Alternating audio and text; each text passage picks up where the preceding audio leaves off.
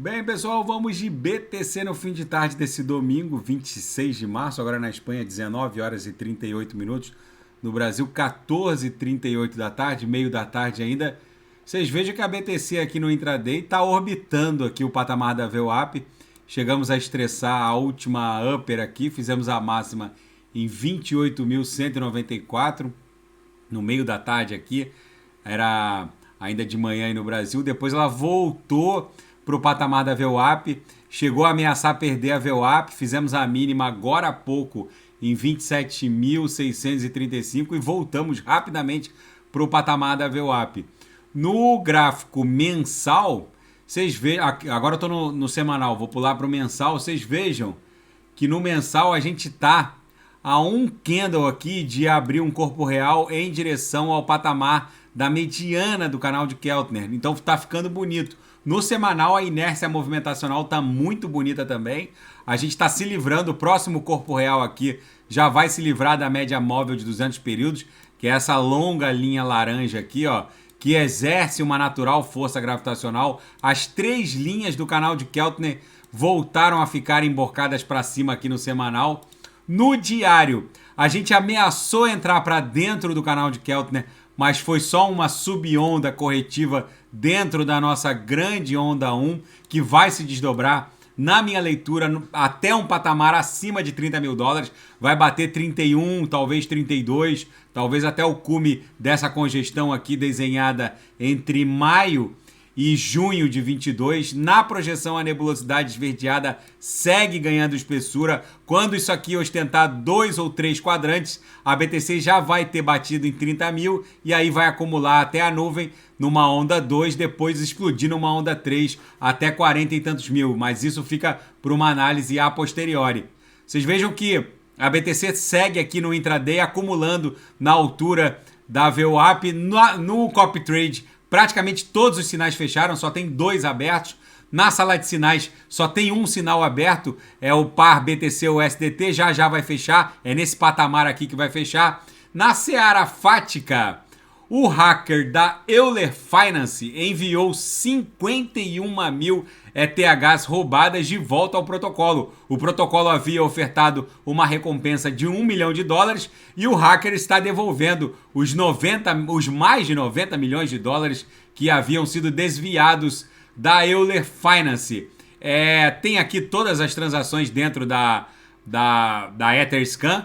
Mas enfim, o hacker havia explorado uma funcionalidade no protocolo de empréstimo no início do mês que resultou na perda das ETHs. Ele conseguiu enganar o protocolo, que falsamente achou que ele teria as garantias e ele acabou desviando com isso as ETHs.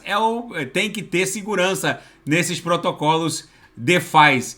E a BTC está a uma semana de confirmar um mercado de alta no mensal. A BTC precisa desenhar o novo candle que vai se formar a partir do dia 1º de abril, daqui a poucos dias, acima de 27.461. Se a virada do mês fosse hoje, a BTC na cotação atual a 27.831, a gente já estaria ostentando aqui o encerramento desse chamado inverno cripto, por assim dizer, porque a gente estaria rompendo essa LTB, essa linha de tendência de baixa que aprisionou os candles aqui no mensal. Ou seja, mais um indicativo muito forte de que vem uma pernada impulsiva muito expressiva por aí.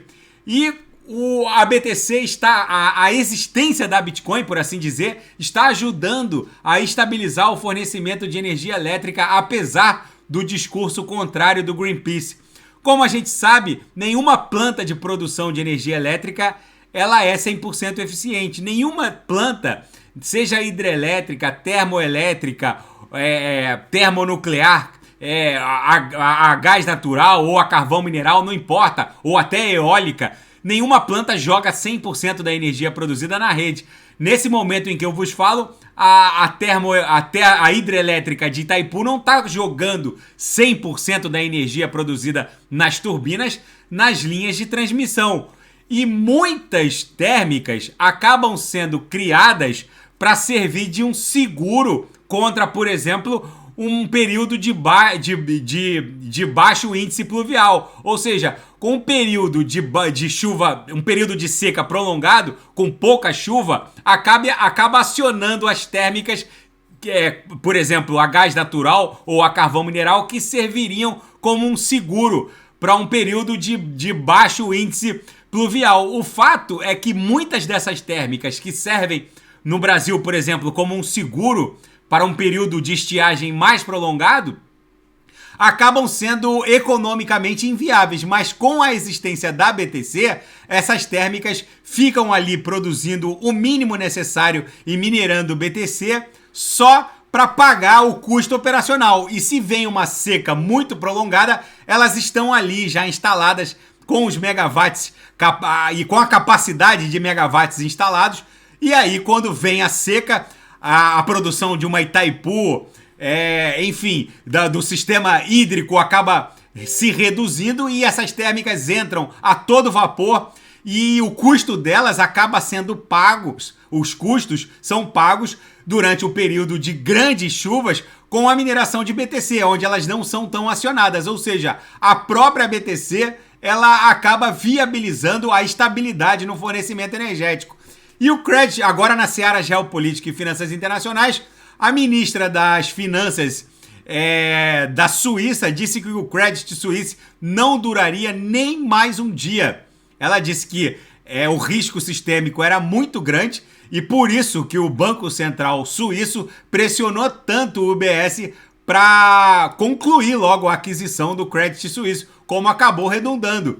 E os problemas bancários dos Estados Unidos vão impor o fim do sistema de reservas cambiais em dólar. Na verdade, essa crise bancária norte-americana teve origem lá em 15 de agosto de 1971, quando Richard Nixon extinguiu o padrão ouro e fez o despegue do dólar em relação ao ouro. Quando os Estados Unidos cortaram a ligação do dólar com o ouro, o fato é que foi nesse momento em que essa crise que a gente está vivendo hoje teve início.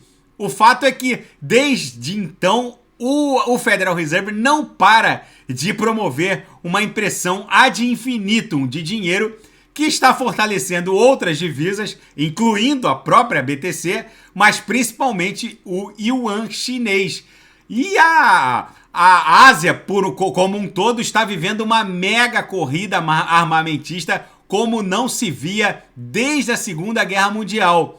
Não é só Coreia do Sul, Coreia do Norte, Rússia, China, Índia, mas o Japão, a Indonésia, o Paquistão estão todos comprando de forma tresloucada insumos energéticos e também insumos militares para poder fazer frente a um possível conflito que eles esperam que não aconteça, mas pode acontecer. A nova Guerra Fria que o mundo está vivenciando entre China e Estados Unidos está impondo essa mega corrida maluca armamentista na Ásia. Gente, a BTC segue acumulando aqui no gráfico diário ancorado pela banda de VWAP mensal. A gente esgarçou as uppers, voltou para fazer uma sub onda 2. Isso já vai explodir até 30 mil dólares, que é onde a gente vai acumular para formar uma onda 2, buscar eventualmente o toque na nuvem, que segue ganhando espessura, para depois explodir numa onda 3 até um patamar acima de 40 mil dólares. Tá bom, pessoal? Fiquem com Deus. Se nada fugir do script, eu volto amanhã para analisar a própria BTC. E quem quiser sugerir alguma análise,